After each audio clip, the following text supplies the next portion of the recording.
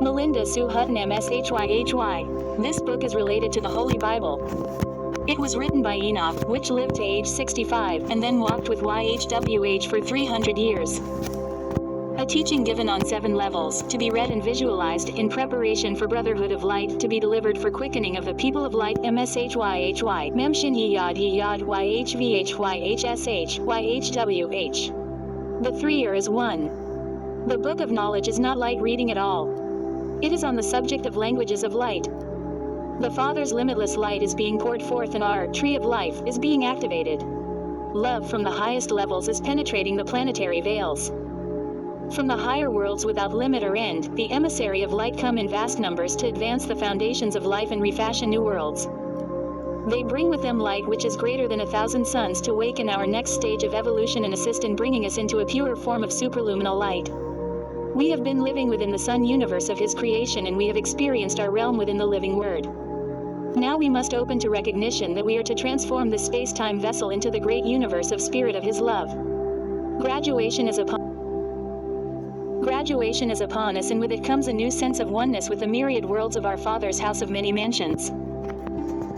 Through this new synthesis, space and time are conquered, and we are ordained to put the similitude that goes with the divine image.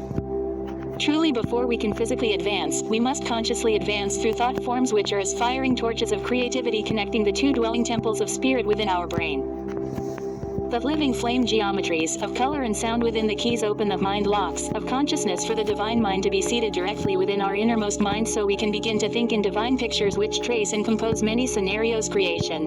Through this nonlinear cosmic language, our consciousness is expanded to communicate on different levels of reality, activating within our mind and our being a higher perceptual level of communication. This is the opening to the higher divine mind, which works as a continuous revelatory process through a universal media which transcends the written and spoken word and works with the living word, which emanates a plural dimensional hologram of many worlds.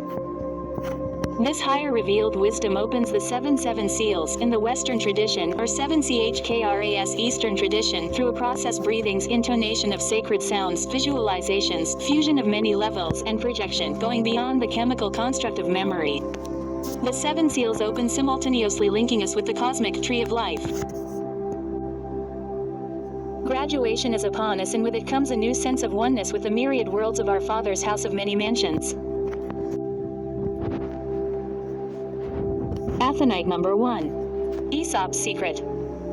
Melinda and Felix Hutton are just an ordinary pair of siblings, until their parents confess that they have all inherited the talent of metamorphosis, a revelation that begins to unravel the children's world.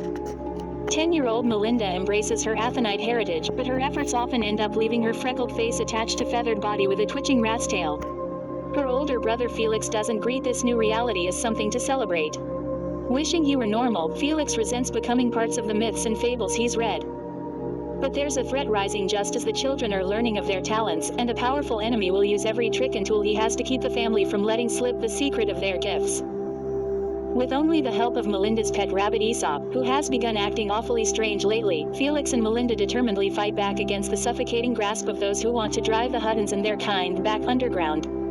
Key to Kashtun Athonite number 2. He shape-shifting Hutton family. It centers on discovering ancient journals in Turkey that reveal how to navigate by Earth's music, leading characters to the Caribbean island of Kashtun while battling Professor Stumpworthy.